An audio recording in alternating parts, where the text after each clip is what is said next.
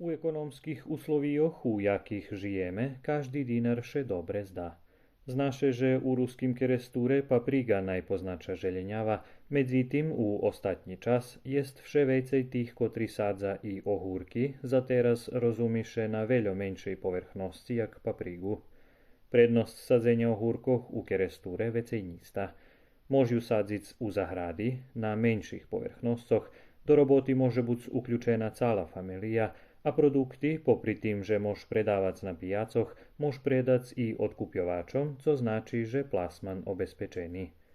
Jak izos každú želenjavu roboty kolo ohúrkoch je dosť, treba ju viazac, zalívac i pírskac.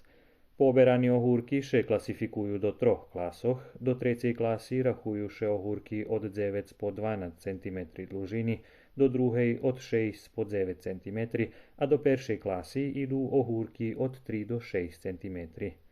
Chvíľkovo cena tretej klasy ohúrkoch 18 dinári, druhej 60 a peršej 80 dinári za kilogram.